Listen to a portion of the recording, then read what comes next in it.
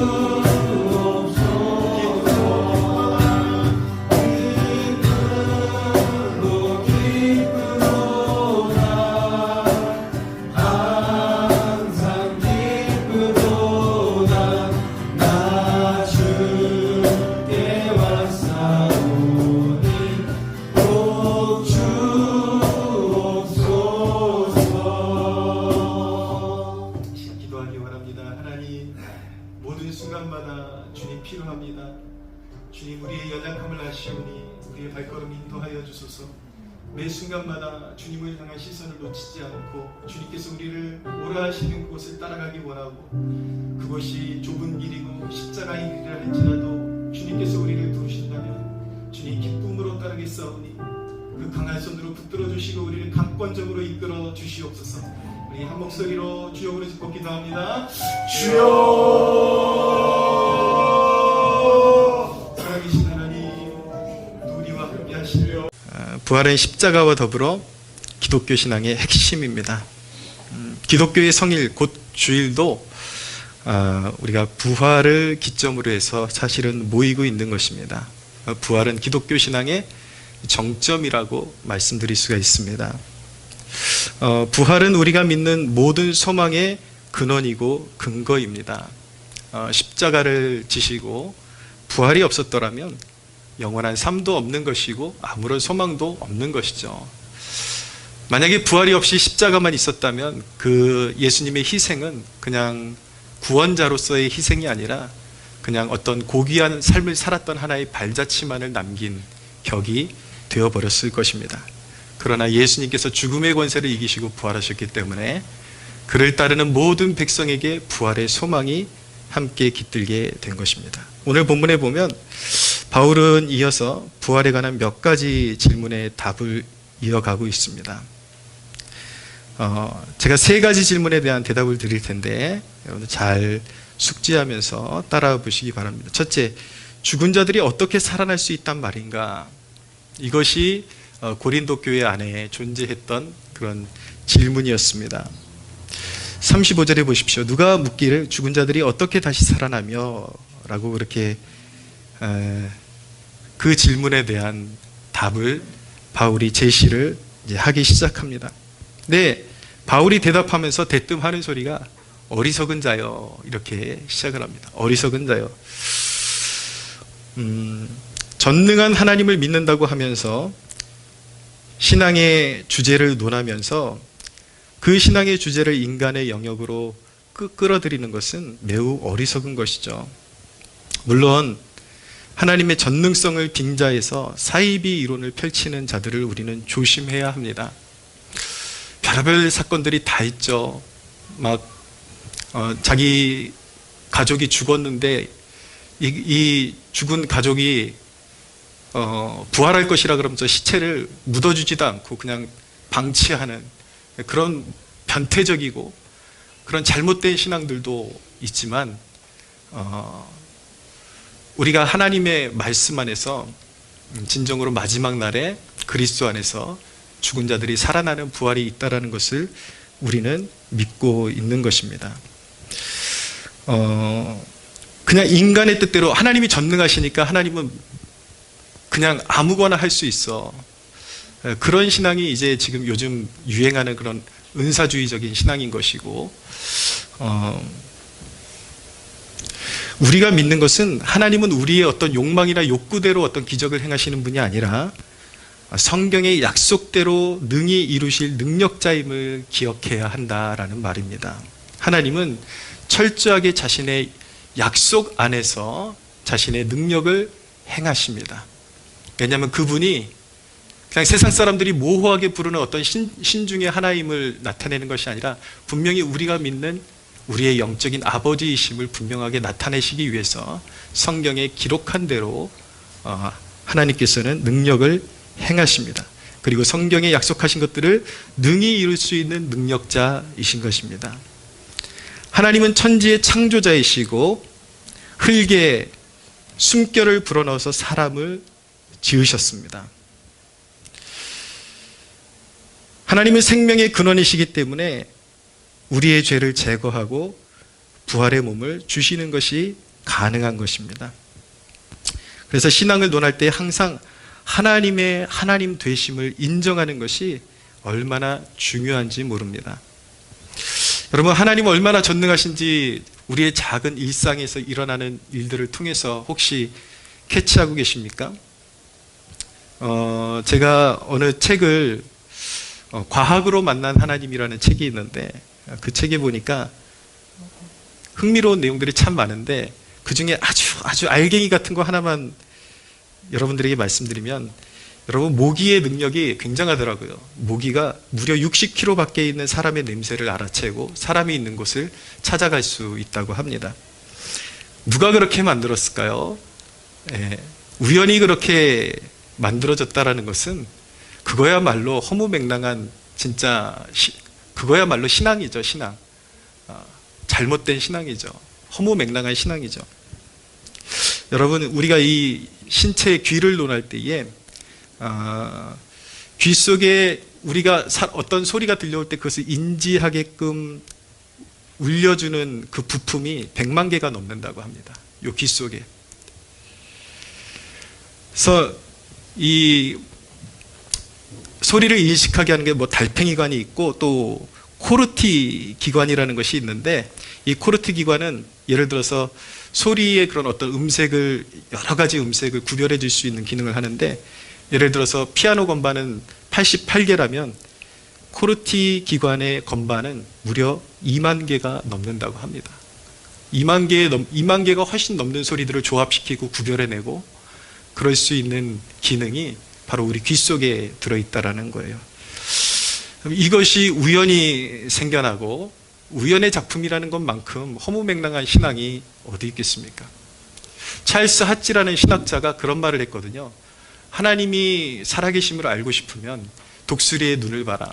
몇 킬로 밖에 있는 그 먹잇감을 알아보고 물속에 있는 것도 알아보고 점프해가지고 잡아채는 그 놀라운 그 섬세한 그 안구가 어떻게 저절로 생겨날 수가 있고 계속 복제돼서 계속 그 후손의 후손마다 그런 놀라운 시력을 가지고 일정하게 태어날 수가 있는가? 그것은 설계하신 분이 있고 만드신 분이 있다는 것을 증거하는 것이다 라고 말씀하고 있습니다. 우리가 소소하게 그냥 평범하게 보는 일상에도 전능자가 아니면 도저히 할 수 없는 그런 일들이 비일비재하게 일어나고 있다는 것입니다.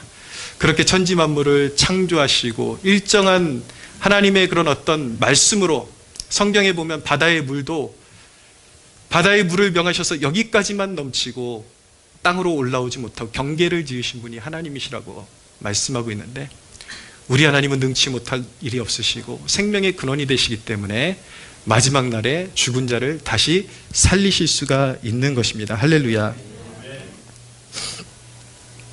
이 신앙의 주제를 자꾸 인간의 그런 관점으로 이해를 하려니까 그 은혜의 깊이 속으로 들어가지 못하는 안타까운 그런 실정이 생기는 것입니다.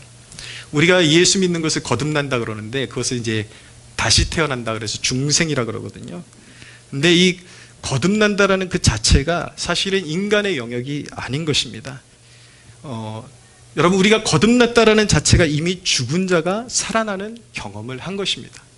영적인 시체, 살아있다고 하지만 사실은 살아있는 것이 아니라 영적으로 죽어있는 우리고 하나님을 알 수도 없고 늘 하나님을 거부했던 우리인데, 그 인간에게 성령께서 강권적으로 역사하셔서 그 부패한 심령이 새로 태어나게 되고 하나님이 나의 영적인 아버지라는 것을 알게 되고 예수님이 나의 구주라는 것을 고백할 수 있게 되는 것입니다.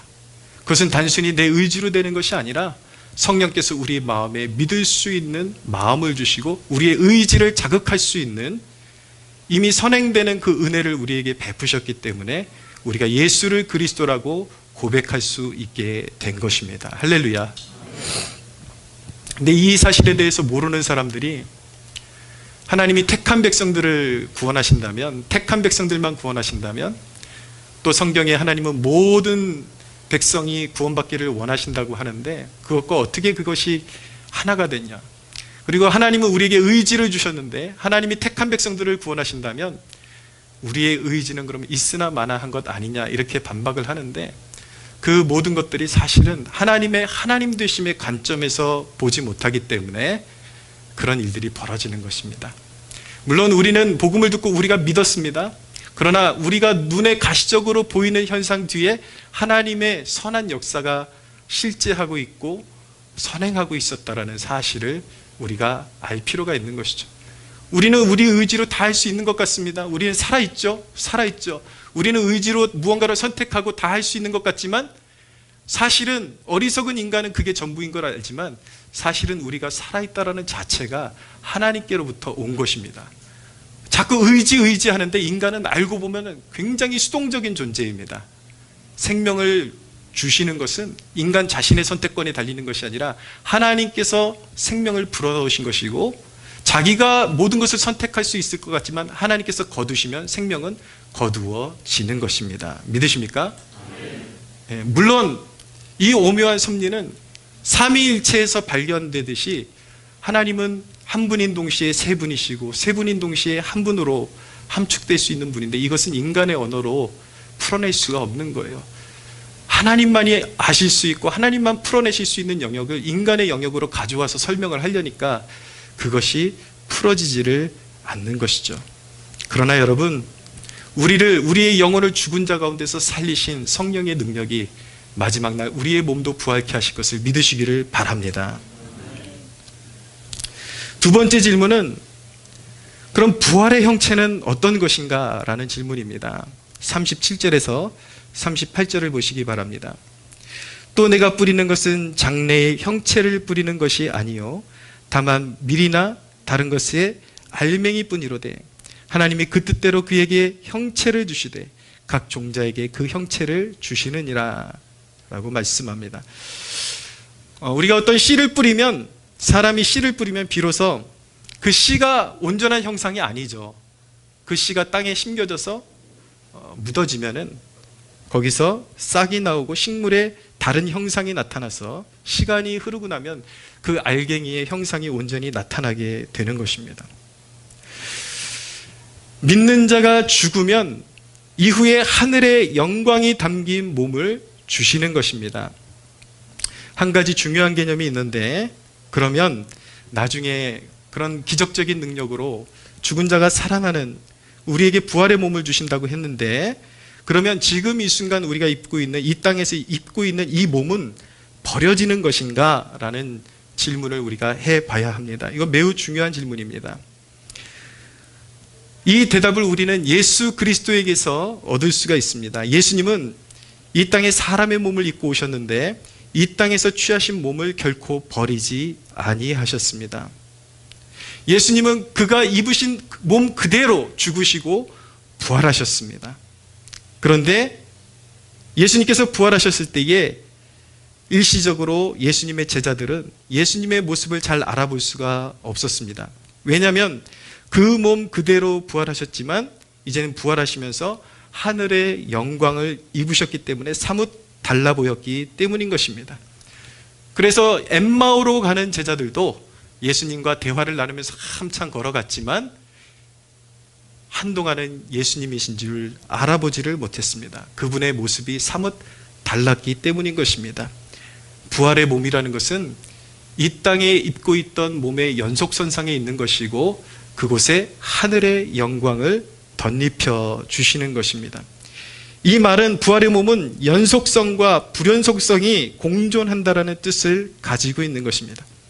요한계시록 20장 13절에 보면 마지막 날에 바다도 사망과 음부도 죽은 자들을 내어준다라고 말씀하고 있습니다. 우리가 죽었던 그 몸 그대로 하나님께서 다시 불러 일으키신다라는 말씀입니다. 분명 우리가 죽었던 몸이 다시 살아나는 것입니다. 그러나 믿는 자들에겐 또한 그 몸에 하늘의 영광스러움을 입혀 주실 것입니다. 할렐루야. 우리는 부활의 몸에 대한 흥미로운 소망을 또한 가질 수가 있습니다. 그런 부활의 몸은 어떤 몸일까? 도대체 어떤 특성을 가지고 있을까? 사실 우리가 마지막 날 온전한 회복 가운데 우리가 맞이할 그 영광스러움은 이 땅에서 우리가 다 헤아릴 수가 없습니다. 그냥 성경을 통해서 하나님께서 우리에게 계시로서 알려주신 만큼만 이 땅에서 알고 살아갈 수 있을 뿐인 것입니다. 우리가 부활할 때 그럼 어떤 몸을 가지게 될까? 성경의 단서들이 좀 나타나는데 마태복음 22장 30절에 보면 예수님께서 말씀하셨습니다. 부활 때에는 부활의 몸은 천사들과 같다라고 말씀하셨습니다. 어떤 영적인 피조물인 영광스러운 그런 형체를 입고 있는 천사와 같은 존재가 된다라고 그렇게 말씀하셨습니다. 부활의 몸은 죄가 제거되고 그리고 영화롭고 어떤 공간의 제약을 받지 않게 될 것입니다. 그 증거가 어디에 나오냐면은 요한복음 20장 19절에 예수님께서 죽으시고 무덤에 잠시 갇혀 계셨을 때에 제자들은 핍박자들이 두려워서 문을 굳게 잠그고 한 곳에 모여 있었는데 부활하신 예수님께서 그 굳게 잠겨있는 그 문을 통과해서 들어오셔서 제자들의 중심에 서 계셨습니다. 그 말씀은 무엇이냐면 주님께서 분명히 몸을 가지고 계신데 그 몸이 우리가 이 땅에서 사용하다는 몸이 아니라 하늘의 영광을 입고 어떤 시공에 매이지 않는 몸을 가지셨다라는 것을 의미하는 것이죠. 이후에 우리 모든 믿는 자들도 예수님의 부활에 참여하여서 부활의 몸을 입게 될 때에 우리의 죽었던 몸이 살아날 것이지만 그 몸의 성질은 사뭇 달라져서 하늘의 영광을 입게 될 것이고 그런 어떤 시공에 제약을 받는 그런 모든 일들은 사라지게 될 것입니다. 신기하지 않습니까, 여러분? 대답 좀 해주세요. 여러분, 여기서 중요한 것은 그럼 우린 그 부활의 몸을 입고 이런 벽도 막 통과하고 날아다닐 수 있을까? 어떤 이런 우리가 알지 못하는 영역에 대해서 막 상상을 남발하고 거기에 포커스가 있는 것이 아니라 이 부분의 중요성이 있는 것입니다. 이 부분을 나눠야 되는 것이 부활의 몸은 분명히 새로운 몸이지만 이전의 몸, 그러니까 지금 우리가 가지고 있는 몸과 연속성을 가지고 있다는 것, 이것이 매우 중요한 개념인 것입니다. 그게 무슨 뜻을 가지고 있냐면 부활은 단순히 다시 살아난다라는 뜻만 있는 것이 아니라 이전 몸에, 그러니까 지금 우리 몸에 미쳐있는, 죄로 인해서 미쳐있던 모든 저주가 사라졌다라는 것을 선언하는 것입니다. 할렐루야. 그렇기 때문에 지금 우리 몸에 미쳐있는 저주가 완전히 깨끗함을 입었다라는 그 증표로서 우리 죽었던 몸이 하나님의 전능하신 능력으로 다시 살아나는 역사를 경험하게 되는 것입니다. 가끔씩 땅에 묻히고 가루가 되고 그리고 화장이 되면 난 부활을 어떻게 할까 걱정하시는 분들이 있는데 이게 지금 오늘 주제가 바로 그거예요. 하나님을 하나님 되시게 믿으라는 거예요. 할렐루야.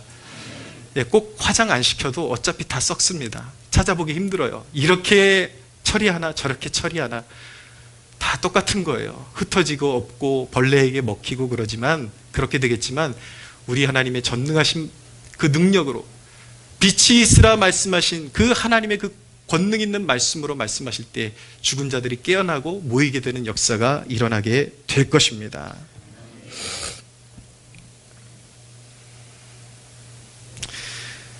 이 부분이 왜 중요하냐면 여러분, 우리가 지금 가지고 있던 몸이 부활하게 될 것입니다.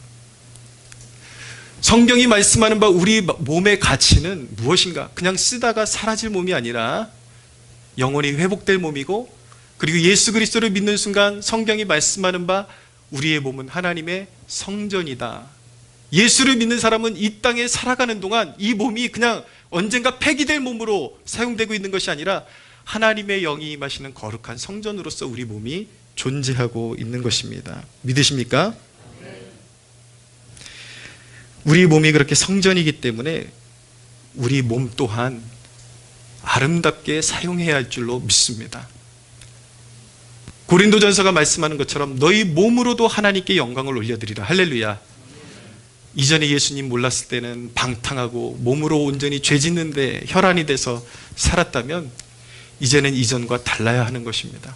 내 몸이 하나님의 소유요 하나님의 거룩하심을 위하여 구별된 몸이라는 것을 깨닫고, 이전에 술 취하며 방탕하며 호색하며 더러움에 방치하던 우리의 몸을 이제는 하나님의 영광을 위해 사용할 수 있어야 하는 것입니다. 할렐루야.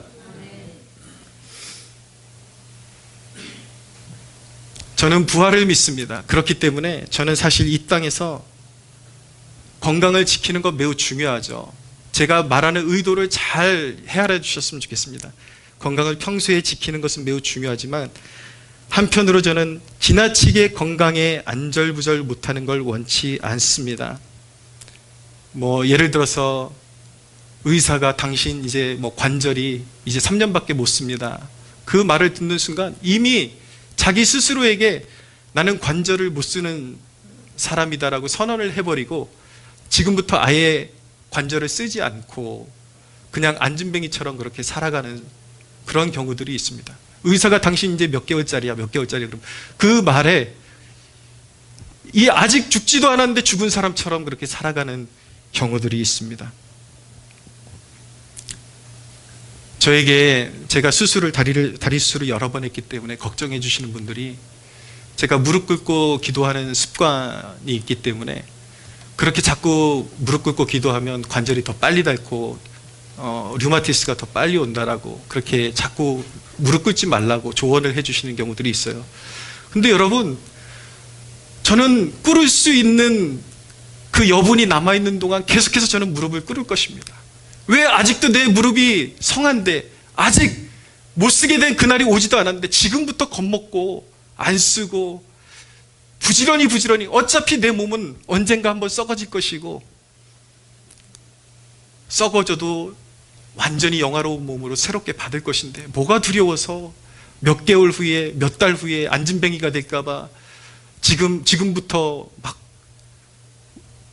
활동을 멈추고 하나님의 영광을 위해 살아가는 것도 멈추고 왜 그렇게 살아가야 하는 것이죠? 제가 몇 번 설교단에서 예화를 든 목사님이 계신데 레너드 레븐힐이라는 목사님이 계세요. 이 목사님은 높은 곳에서 떨어지면서 10군데가 넘는 그런 뼈가 부러지면서 의사가 당신은 몇 년 안에 이제 불구가 될 것이다. 움직이지 말아라. 그렇게 그런 진단을 받았습니다. 근데 이 목사님은 그래 그러면은 그때는 그걸 맞이하자. 그렇지만 지금 내 관절이 움직이는 그동안에는 부지런히 다니면서 그리스도의 복음을 증거하겠다라고 그렇게 굳게 결단하고 자기를 이미 불구로 여기지 않고 지금 움직일 수 있을 때 더 일해야 된다라는 그런 사명을 가지고 계속해서 부르는 곳마다 가서 복음을 증거하고 열심히 목회하셨는데 평생의 불구가 되지 않고 멀쩡히 사시다가 하나님 앞에 부름을 받았습니다. 할렐루야. 여러분, 사람들의 말에 스스로에게 체면을 걸고 아직 더 사용할 수 있는데 못 사용하고 불구처럼 살아가는 것, 자기의 삶에 어떤 능력에 제약을 거는 것이 얼마나 사실은 불행한 일인 것입니까? 여러분, 건강도 중요하지만 부지런히 사용하십시오. 어차피 썩어질 몸. 저는 그래요. 오른팔 떨어지면 왼팔 떨어질 때까지 주님 위해 살고 싶고, 오른다리 끊어지면 왼다리가 살아있는 한 왼다리 사용하다가 주님께 부름받고 싶고, 그렇습니다. 여러분, 사랑하는 여러분, 믿는 자에게는 능치 못함이 없습니다. 할렐루야. 네. 내 믿음대로 될지어다. 세상이 나에게 제약을 가해도 믿음으로 일어서야 할 줄로 믿습니다. 할렐루야. 네. 그런데 이 말은 항상 중심이 항상 깨지는 사람들이 있기 때문에 제가 말씀드리는 거예요. 이미 건강을 잃었고 움직이지 못한 상태에 이른 사람에게 믿음 없네, 당신 믿음 없네, 이건 정상적인 신앙은 아니죠. 항상 신앙이라는 것은 그 믿음을 가질 때에 내게 주신 믿음을 가지고 하나님 앞에 실천하는 거지, 이미 건강을 다 잃어버린 사람한테 막 정죄하듯이 막 그렇게, 그것은 올바른 신앙이라고 말씀드릴 수 없는 것입니다. 사랑하는 여러분, 믿는 자에게 능치 못함이 없습니다. 할렐루야. 이 믿음 가지고 살아가는 날 동안에 여러분들에게 주신 모든 영적인 자원을 하나님 앞에 쏟아 부어드릴 수 있는 복된 성도들 되시기를 축원합니다. 조지 필드라는 분이 나는 녹슬어 사라지기보다 주의 영광을 위해 달아 없어지기를 원한다라는 그 유명한 명언을 남겼거든요. 주를 위해서 열심히 살다가 부름받는 것이 얼마나 영광입니까? 그렇게 다 쏟아드리고 나중에 부활의 몸을 입을 때에 얼마나 그 기쁨과 영화로움이 크겠습니까? 세 번째 질문은 이것입니다. 이러한 궁극적인 영화로운 부활에 참여하는 자들은 과연 누구인가? 50절을 보십시오. 같이 한번 읽어보겠습니다. 50절 시작. 형제들아, 내가 이것을 말하노니 혈과 육은 하나님 나라를 이어받을 수 없고 또한 썩는 것은 썩지 아니할 것을 유업으로 받지 못하느니라. 아멘. 혈과 육은 하나님의 나라를 이어받지 못한다라고 말씀하고 있습니다. 하나님 앞에 회개하지 않은 자, 태어날 때 죄된 본성을 그대로 가지고 있는 자들은 결코 하나님 나라를 이어받을 수도 없고 마지막 날 그들도 다 부활할 것입니다. 성경은 분명히 악인들도 부활할 것이라고 말씀하고 있습니다.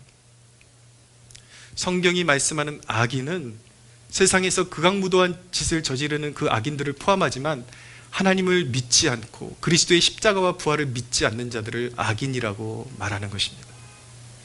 근데 그 모든 악인들도 부활할 것입니다. 그러나 그들은 혈과 육에 속했기 때문에 부활하지만 천국을 유업으로 받지 못하고 영원히 꺼지지 않는 불못, 지옥에 들어가서 영원토록 고통을 받게 될 것입니다. 다시 말하면 오직 성령으로 거듭난 자만이 천국에 들어가고 부활에 참여하게 되는 것입니다. 거듭난 자를 성경은 위로부터 난 자라고 말씀하고 있습니다. 또 성경은 거듭남을 첫째 부활이라고 말씀하고 있습니다. 여러분, 이 놀라운 사실 아십니까? 예수 그리스도를 영접한 자들이 이미 영혼이, 죽었던 영혼이 살아난 것입니다. 할렐루야. 첫째 부활에 참여한 것입니다. 그 첫째 부활에 참여한 자들은 마지막 날 몸의 부활도 경험하게 되는 것입니다. 믿는 자는 이미 영적으로 다시 살아난 자들입니다. 그리스도의 부활에 참여하여 불멸의 생명에 참여하고 있는 자들인 것입니다. 오늘 성경은 거듭난 자는 두 가지를 이겼다라고 말씀하고 있는데, 한 가지는 무엇이냐면 거듭난 자들은 죄를 이긴 것입니다. 죄의 삭은 사망인데, 죄 때문에 죽음이 들어왔는데 예수 그리스도를 믿는 자는 죄의 문제를 해결함 받고 죄 용서함 받은 자들인 것입니다. 할렐루야. 두 번째로, 거듭난 자들은 율법의 저주를 이긴 자들입니다. 여러분, 55절 56절 보십시오. 사망아, 너희 승리가 어디에 있느냐? 사망아, 내가 쏘는 것이 어디에 있느냐? 사망이 쏘는 것은 죄요, 죄의 권능은 율법이라. 여러분, 사망이 관역으로 삼는 것이 뭐예요? 죄라고 말씀하고 있잖아요. 사망이 쏘는 것은 죄요. 죄가 사라지고 나면 사망이 쏠 게 있습니까? 없습니까? 없습니다. 이 놀라운 사실이에요. 우리는 본디 극악한 죄인들인데, 영원히 구원받지 못해 구제 못할 죄인들인데, 예수 그리스도를 믿음으로 말미암아 그리스도께서 대신 감당하신 십자가의 은혜로 말미암아 의롭다함을 입은, 죄 없다라는 선언을 입은 하나님의 백성들인 것입니다. 할렐루야. 죄가 쏠 곳을 잃어버렸습니다. 관역을 잃어버렸습니다. 이것이 신앙의 놀라운 비밀인 것입니다. 죄가 사라졌, 죄 문제가 해결함 받았기 때문에 이후에 부활에 참여할 수 있게 되는 것입니다. 그리고 또한 율법의 저주를 이겼다라고 말씀하고 있어요. 여러분, 어리석은 사람들은요, 죄를 이겨야 천국에 간다, 죄 문제를 해결함 받아야 천국에 간다, 그러니까 어떻게 이기려고 그러냐면 율법을 지켜서 죄를 이기려고 합니다. 난 평생 거짓말 안 할 거야, 나 신호도 잘 지켜야지. 율법을 지켜서 하나님의 법을 완전하게 자기가 지켜서 구원받겠다고 합니다. 그러나 여러분, 오늘 말씀해 보면 아주 중요한 표현이 나오는데, 죄의 권능은 율법이다. 율법에 매이면 매일수록 죄가 더 커진다라는 거예요. 그거 아십니까 여러분? 오늘부터 뭐 하지 말아야지 그러면 더 하고 싶은 마음이 막 커집니다. 뭔가 안 하려고 그러면 더 하게 되는, 더 그 힘이 커지고 참기 힘들어지는, 그것이 의식하지 못했을 때는 괜찮았는데 무언가를 내가 하지 말아야지 의식하는 순간 거기에 대해서 더 유혹을 느끼고 더 거기에 힘들어하는 자기 자신의 모습을 발견하게 되는 것입니다. 여러분, 성경이 말씀하는 바 율법은 우리를 온전케 해주는 것이 아니라 오히려 죄됨을 깨닫게 해주고 죄를 심히 죄되게 하는 것이라고 말씀하고 있는 것입니다. 율법은 오히려 우리가 우리의 노력으로 완전해질 수 없다라는 것을 가르쳐주는 기능을 하는 것이 율법인 것입니다. 오늘날 신앙 세계에 보면은 그렇게 말하는 자들이 있어요. 거짓말하면 지옥 간다. 거짓말하면 지옥 가니까 나는 평생 거짓말하지 않고 살 것이다. 그런데 아이러니한 것은요, 거짓말하면 지옥 간다고 말하는 자들이 서스럼 없이 거짓말을 남발하고 살아간다라는 거. 아이러니한 거. 제가 말씀드리는 것은 우리 그리스도인들은 고의로 거짓말하지 않습니다. 할렐루야. 정직을 생명처럼 여기는 사람들이 그리스도인입니다. 할렐루야. 그러나 여러분, 우리는 우리 말에 거짓이 섞여 있으면 지옥 갈까봐 거짓말하는 것이 아니라 우리는 구원 받았기 때문에 하나님의 자녀들이기 때문에 선한 양심을 사용하는 것입니다. 그런데 여러분, 거짓말을 한마디라도 하면 지옥 간다 그러면 그거는 자기 자신을 지옥 불구덩이에 집어넣는 것과 같습니다. 왜냐하면 우리의 언어는 본의 아니게 항상 비틀어지고 왜곡되고 실수로 거짓말하기도 하고 어떤 위기를 모면하기 위해서 살짝 말을 틀어대기도 하는 것이죠. 만약에 그런 기준으로 하나님께서 우리를 바라보신다고 하면은 저와 여러분 가운데 살아남을 자가 없는 것입니다. 모두 다 지옥에 갈 수밖에 없는 것입니다. 그러나 우리가 연약함이 보여도 하나님께서 그리스도의 보혈로 우리를 안아주시고 우리를 의롭다 하시고 우리를 하나님의 자녀라 하시니 그 은혜로 우리는 구원을 받는 것입니다. 할렐루야. 그러나 죄의 유혹을 받는 분들 없게 되기를 바랍니다. 진정한 그리스도인은 지옥에 갈까봐 무서워서 거짓말을 안 하는 것이 아니라 하나님께서 우리를 거룩하게 변화시켜 주셨기 때문에 우리의 가능한 최대한의 정직으로 행하고 선을 행해야 할 줄로 믿으시기를 바랍니다. 할렐루야. 여러분 잘 들으십시오. 이 개념을 다시 정리하면 주님의 보혈의 공로로 말미암아 사망이 쏠 관역이 사라져버렸습니다. 예수 그리스도를 믿는 믿음은 사망으로 치닫는 죄로부터 우리를 자유케 하는 것이며 그 믿음은 우리의 연약할 때에도 보혈로 덮음을 받게 해주는 것입니다. 우리가 구원받는 것은 우리가 완전해서가 아니라 주님께서 우리가 죄를 깨닫고 회개할 때마다 용서해 주시고 우리를 안아주시기 때문에 구원이 이루어질 수가 있는 것입니다. 할렐루야. 그렇기 때문에 믿는 자는 더 이상 사망이 내 것이라고 주장할 수 없고 믿는 자는 마지막 날에 영광스러운 부활에 참여하게 되는 것입니다. 할렐루야. 여러분 여기서 중요한 질문 여러분들에게 던져드리겠습니다. 여러분 인생의 가장 중요한 우선순위는 무엇입니까? 여러분은 영원한 세상에서 부활을 맞이할 준비가 되었습니까? 하나님의 약속은 신실합니다. 믿는 자들을 구원하시고 부활의 영광스러운 몸으로 일으키시겠다라는 하나님의 약속은 신실합니다. 반드시 이루어질 것입니다. 할렐루야. 그러나 거듭나야 합니다. 여러분 거듭나셨습니까? 예수 그리스도가 여러분들의 인생의 주관자, 주권자, 구원자가 되셨습니까? 무엇 때문에 바쁘십니까? 여러분 언제 죽을지도 모르면서 태어나게 살아가시겠습니까? 죽으면 마지막 날에 심판의 부활로 영원한 지옥불에 들어가는 부활로 나타난 이 땅에서 아무리 떵떵거리며 살면 뭐 할 거예요? 아무리 이 땅에서 성실하게 열심히 살고 많이 모으면 뭐 할 거예요? 죽음이라는 지점에서 모든 것이 다 부인되고 거부되고 마지막 날 부활했는데 그렇게 열심히 살았는데 나의 인생의 한평생의 열매가 지옥불이라면 여러분 그 인생에 어떤 의미가 있나요? 여러분들 가장 소중히 여기는 것은 무엇인가요? 여러분들 아무리 바빠도 여러분들에게 가장 인생의 소중한 주제는 무엇입니까? 예수 믿는 것입니다. 할렐루야. 예수 그리스도가 여러분들의 주인이 되시는 것입니다. 거듭남은 여러분 저 먼 세계에 있는 것이 아닙니다. 하나님은 진실한 마음을 받아주십니다. 여러분들이 지금 이 순간 예수 그리스도가 나의 주님이십니다. 알고 보니까 나는 구원의 여망이 없는 죄인입니다. 주님의 보혈의 은혜를 입기 원합니다. 주님께서 주시면 그대로 받기 원합니다. 주님이 나의 주님이 되시기를 원합니다. 그렇게 엎드리는 순간 주님이 반드시 여러분들에게 구원받는 믿음을 주실 것입니다. 할렐루야. 사랑하는 여러분, 주 예수를 믿으십시오. 항상 주님 안에 거해야 하는 것입니다. 한 가지만 당부드리고 말씀을 마치겠습니다. 그런데 여러분, 거듭난 자는 영원한 심판으로부터 구원을 약속받은 것입니다. 그리고 구원이 이루어지기 시작한 것입니다. 그러나 여러분, 우리가 이 땅을 떠나기 전까지는 이곳에서 계속해서 죄와의 싸움이 있고 마귀와의 싸움이 있다는 사실을 꼭 기억하시기를 바랍니다.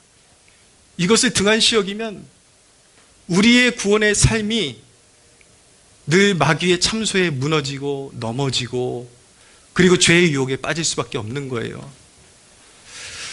내가 거듭났기 때문에 그냥 아무렇게나 살아도 되겠지, 그리고 내가 거듭났기 때문에 방심하면서 살아도 되겠지.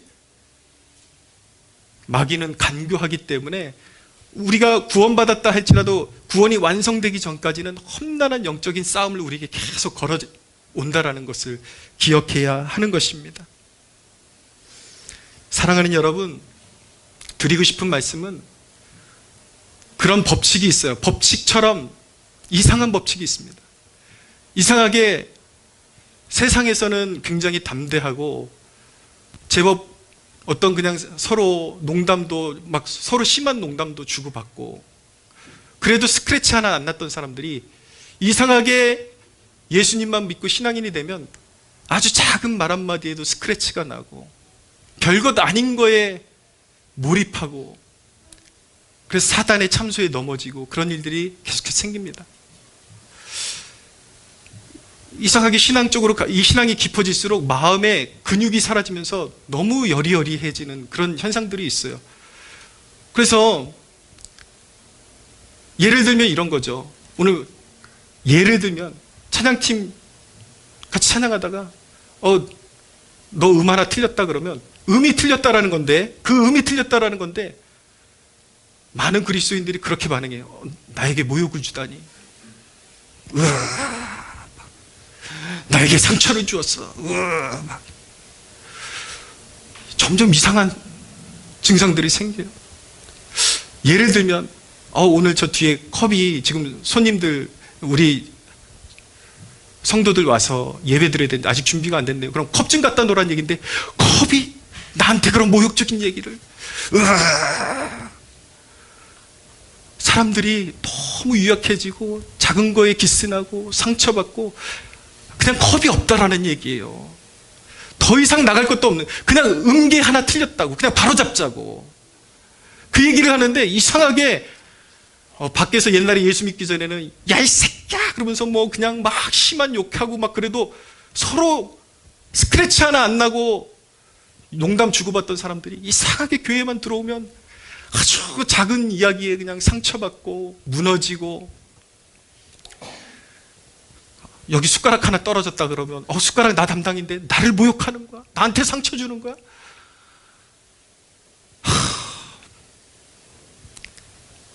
여러분 진짜 강해져야 합니다. 마음이 담대해져야 합니다. 할렐루야. 마귀에게 자꾸 놀아나고 연약한 심령 자꾸 이렇게 찝쩍찝쩍거리면서 건드는 거에 속아 넘어가시면 안 돼요. 그냥 어떤 누가 뭐를 얘기해도 딱 그냥 얘기한 부분까지만 알아듣고 나에게 모욕을 주는구나. 그럼 나는 이 세상에 존재해서는 안 되는 인간이구나. 막 별 쓸데없는 거기까지 막 들어가가지고 스스로 괴롭히고 관계 다 작살나고. 사랑하는 여러분, 마귀는 우는 사자처럼 으르렁거립니다. 깨어 근신하십시오. 마귀를 대적하라. 그리하면 너희를 피하리라. 할렐루야. 마음에 담아두지 마세요. 자, 씻어버리셔야 돼요. 씻어버리셔야 돼요.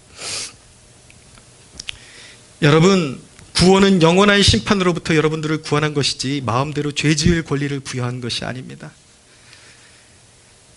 여러분, 그렇지만 기억하십시오. 죄와의 싸움도 두려움이 아닌 하나님을 향한 신뢰와 믿는 자를 향한 선하심과 관대하심을 믿으며 죄와 싸워야 하는 것입니다. 할렐루야. 죄를 짓지 않기 위해서 불안과 극심한 스트레스에 놓여 있다면 잘못 믿고 있는 거예요. 잘못된 거예요. 하나님은 선하십니다. 믿는 자들을 향해서 자녀들이 좀 잘못해도 때로는 회초리 될 때도 있지만 항상 선하심을 가지고 내 자녀가 잘 되기를 원하시는 그 따뜻한 마음으로 우리를 안고 계시는 분이 하나님이시다라는 것을 항상 기억하시면서 그분의 너그러우신 그 사랑을 신뢰하면서 우리에게 구원과 부활의 승리를 주기를 기뻐하시는 하나님을 신뢰하는 복된 저와 여러분들 되기를 주님의 이름으로 축복합니다. 하나님께 영광의 박수 올려드리겠습니다.